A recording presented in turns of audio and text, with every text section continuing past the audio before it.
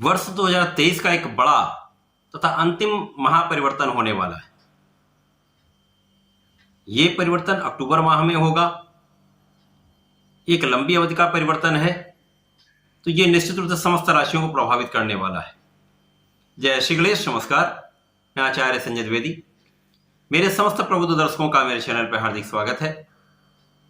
आज मैं राहु के महापरिवर्तन प्रभाव को लेकर आपके सम्मुख उपस्थित हूं। आज के समय में, इस वर्तमान युग में 9 ग्रहों में सर्वाधिक बलवान राहु है। राहु एक मायावी ग्रह, छद्म ग्रह तथा ही पीठ पीछे वार करते हैं। इस जगत में जितना भी विष है, विषाणु है, जीवाणु है, उसके कारक राहु है। राहु का अभी तक जो गोचर चल रहा है वो मेष राशि में है, जो कि मंगल की राशि में है। मंगल तथा राहु का संबंध अति शत्रु का है। राहु का एक स्वभाव है, ये जिस राशि में होते हैं उस राशि के स्वामी के गुणों को भी ये समाहित कर लेते हैं, तो उनमें भी वो गुण आता है। अब मंगल जो साहस के कारक हैं, ऊर्जा के स्रोत हैं, वाद विवाद लड़ाई झगड़े के कारक हैं, क्रोध के कारक हैं, था राहु का भी स्वभाव ऐसा ही। तो राहु के प्रभाव में नकारात्मकता इस भाव के प्रभाव को जब ले लेगी तो निश्चित रूप से राहु महाबली तो होंगे, उनका प्रभाव बहुत नकारात्मक हो जाता है।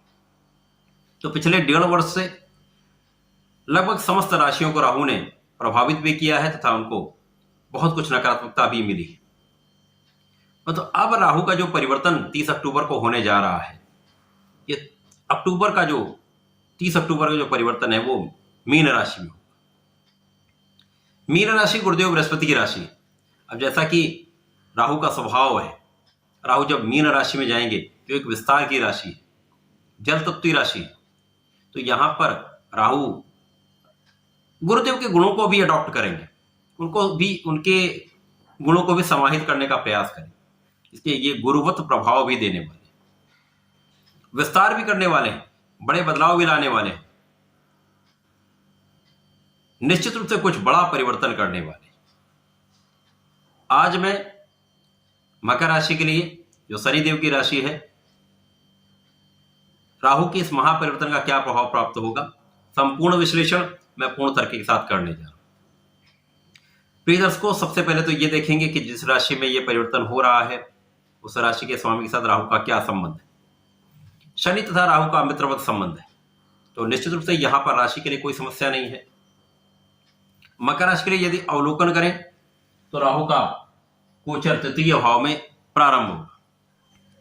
तृतीय भाव जो कि पराक्रम का भाव है, तो यहां पर गुरु की राशि है। तृतीय भाव में राहु का जो प्रभाव होता है सर्वाधिक लाभप्रद होता है, सर्वाधिक लाभ देते हैं। राहु के लिए कुछ विशेष स्थान है कुंडलियों में जहां पर ये एक अच्छा लाभ देते हैं। राहु का कुछ तृक भाव में अच्छा परिणाम प्राप्त होता है, तृतीय भाव में विशेष रूप से लाभकारी होता है। तो यहां पर निश्चित रूप से ये भाव राहु का लाभप्रद भाव है, जो लाभ देने वाला है। यहां तो दो चीजें बिल्कुल क्लियर हो गई, जहां स्पष्ट हो गई। यहां पर ये दोनों शनि के साथ मित्रवत होना या तृतीय भाव में होना, जो लाभप्रद भाव। इसके पश्चात जिस राशि में गए हैं उस राशि के स्वामी की स्थिति क्या है।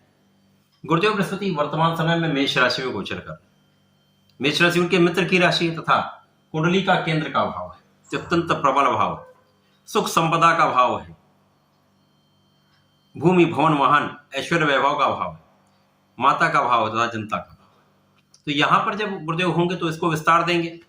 अब गुरु की राशि में होकर राहु गुरुवत परिणाम की प्राप्ति भी कराएंगे। यद्यपि यहां पर जो ज्योतिषीय नियम है, राहु राशि के स्वामी के गुणों को अडॉप्ट करते हैं, साथ ही साथ इनका मूल स्वभाव कभी भी परिवर्तित नहीं होता है। इनका मूल स्वभाव विषाक्त है, नेगेटिविटी का है, तो ये कहीं ना कहीं उसका परिणाम भी प्राप्त कराएंगे, कहीं ना कहीं कुछ नकारात्मकता भी होगी। अब ये अलग अलग भावों के लिए प्रभावित करेंगे, उसी अनुसार ही ये अपना परिणाम देंगे। सर्वप्रथम तो ये तृतीय भाव को प्रभावित कर रहे हैं। तृतीय भाव आपके पराक्रम का है, 100% यहाँ पर परिश्रम का विस्तार हो जाए, आपका पराक्रम बहुत बढ़ जाए, आप बहुत परिश्रमी के साथ साथ आप लोगों का सहयोग लेने वाले हो जाएंगे। लोगों का पूर्ण सहयोग, छोटे भाई बहनों का संपूर्ण यहाँ पर आपको लाभ प्राप्त होगा। विशेष रूप से यहाँ पर आपके छोटे भाई का संपूर्ण साथ प्राप्त होता है, उनसे लाभ मिलता है। राहु यहाँ पर आपके परिश्रम को जब बढ़ाएं तो कार्यक्षेत्र बहुत अच्छा हो जाता है, कार्यक्षेत्र की प्रबलता प्राप्त होती है। अब क्योंकि ये शनि की राशि है, यहाँ पर सर्वाधिक नकारात्मक भाव होता है आलस्य का। आलस्य आपका दूर हो जाएगा। जब आप आलस्य को दूर करके पूर्ण परिश्रम करते हैं तो सफलता मिलती है। उसके पश्चात राहु की 3 दृष्टियां हैं। राहु की प्रथम दृष्टि का प्रभाव आपके सप्तम भाव पर होगा। सप्तम भाव पर इनकी दृष्टि का प्रभाव, चूंकि यहां पर चंद्रमा की राशि, चंद्रमा की राशि होने के कारण सीधा सीधा यहां पर ग्रहण का प्रभाव हो। यहां पर जीवन साथी के साथ सामंजस्य में समस्या आएगी। यहां पर जीवन साथी के साथ आपको सामंजस्य बनाना पड़ेगा, अपनी वाणी पर आपको नियंत्रण रखना होगा। यहां पर जीवन साथी के साथ क्लेश नहीं करना है। यहां पर जीवन साथी से भी आपको लाभ की प्राप्ति होनी। यहां पर यदि आप क्लेश करेंगे, सामंजस्य नहीं बनाएंगे, यहां पर समस्या आ सकती है, मतभेद निश्चित रूप से होगा।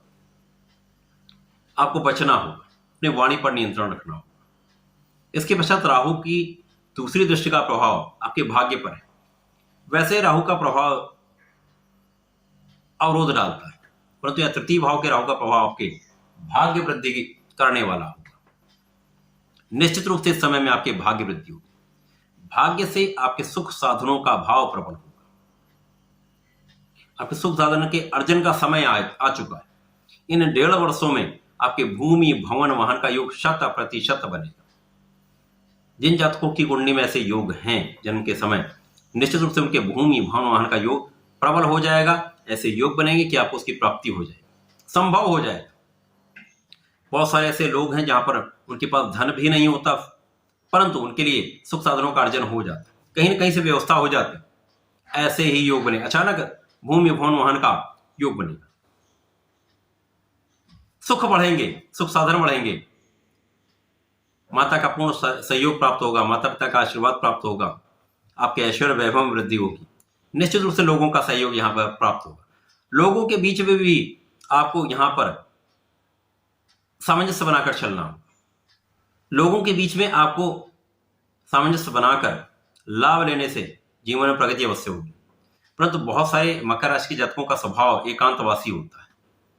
शनि की राशि है, कुछ अलगाववादी होते हैं, एकांतवासी होते हैं। इस वजह से इनको अपने इस स्वभाव को कम करना होगा, लोगों के बीच में मिलना जुलना होगा, जिससे आपका प्रभाव बढ़ेगा, आपके यश में वृद्धि होगी, लोगों का सहयोग प्राप्त होगा। राहु का प्रभाव निश्चित रूप से भाग्य वृद्धि करके आपके जीवन में प्रगति कराने वाला है, सफलता देने वाला है, आपके कार्यक्षेत्र में प्रगति कराने वाला है, कार्यक्षेत्र से धन का लाभ कराने वाला है, व्यापार का विस्तार करने वाला है। जब भाग्य वृद्धि होती है, आपका परिश्रम भी अच्छा होता है, तो निश्चित रूप से आपके समस्त कार्यों में प्रगति होने प्रारंभ हो जाती है। साथ ही साथ राहु का प्रभाव आपके लाभ को बढ़ाने वाला होगा। राहु का प्रभाव आपके एकादश पर, एकादश में समस्त ग्रह एक अच्छा प्रभाव देते हैं। तो राहु का प्रभाव यहाँ पर मंगल की राशि होते हुए भी कहीं ना कहीं से आपके लाभ को बढ़ाने वाला होगा, आपकी इनकम को बढ़ाने वाला होगा, आपके शिक्षा ज्ञान से आपको लाभ कराने वाला होगा, संतान से आपको लाभ की प्राप्ति होगी। यहाँ पर आपकी ज्ञान के क्षेत्र से संपूर्ण लाभ आप लेने वाले हैं, क्योंकि ज्ञान की राशि में, गुरुदेव की राशि में है। यहाँ पर ज्ञान का प्रयोग आप करेंगे, अपने बुद्धि का प्रयोग करेंगे, तो लाभ निश्चित रूप से आपको बढ़ने वाला है। इसके पहले राहु का जो गोचर चल रहा था वो आपके चतुर्थ भाव में था। चतुर्थ भाव में आकर कहीं ना कहीं माता पिता से कुछ संबंधों में समस्या, माता पिता के स्वास्थ्य में कुछ समस्या, माता पिता से कुछ दूरी। इसके साथ ही साथ यहां पर राहु का प्रभाव आपके द्वादश पे, यहां आपके लिए धनु राशि में, जो अभी तो आज की स्थिति में ये बेटर है, परंतु यहां पर कहीं ना कहीं धन का संचय कम हो पाता था। आज की समय में, आज की स्थिति में यह आपकी स्थिति पहले से बहुत अच्छी हो चुकी है। यहां पर यदि आप सोच विचार कर कार्य करेंगे, विवेक का साथ लेंगे तथा यहां धैर्य के साथ अपने कार्य को करेंगे, पूर्ण निष्ठा के साथ कार्य को करेंगे, तो यह समय आपके भाग्य के साथ के कारण संपूर्ण लाभ देने वाला। मकर राशि के लिए राहु का यह परिवर्तन विशेष रूप से लाभकारी है। यहां पर केवल और केवल आपके सप्तम भाव में समस्या, यहां पर जीवन साथी के साथ समस्या हो सकती है। यदि आप पार्टनरशिप में काम करते हैं, साझेदारी में कुछ कार्य करते हैं, तो वहां लाभ तो विशेष प्राप्त होगा, परंतु आपस में साझेदारों के बीच में समस्या हो सकती है, कुछ विवाद हो सकते हैं, कुछ वाद विवाद की समस्या होती है, कुछ कानूनी समस्याएं हो सकती हैं। यहां बहुत विशेष ध्यान रखना होगा। किसी भी कागज पर, किसी भी चीजों को, कानूनी समस्याओं को यदि आपको सही करना है तो किसी कागज पर बहुत सोच विचार कर, किसी की सलाह लेकर ही आप आगे बढ़ें। साइन करते समय विशेष ध्यान रखें, क्योंकि धोखे की संभावना रहती है, साझेदारों से धोखा मिलता है। तो मकर राशि के लिए ये गोचर अच्छा आने वाला है, लाभ देने वाला है। संपूर्ण लाभ की प्राप्ति के लिए आपको प्रत्येक शनिवार को भगवान शिव के मंदिर में जलार्चन करें, काले तिल का अर्पण करेंगे तो निश्चित रूप से आपकी समस्याएं कम होंगी। नीले फूल का अर्पण करेंगे तो राहु प्रसन्न होते हैं, आपको लाभ देंगे, समस्याएं अवसाद दूर होगा, कष्ट दूर होगा, लाभ की वृद्धि हो जाएगी, सुखों की वृद्धि हो जाएगी।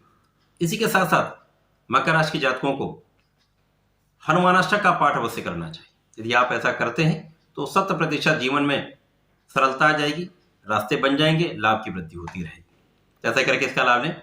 धन्यवाद, नमस्कार।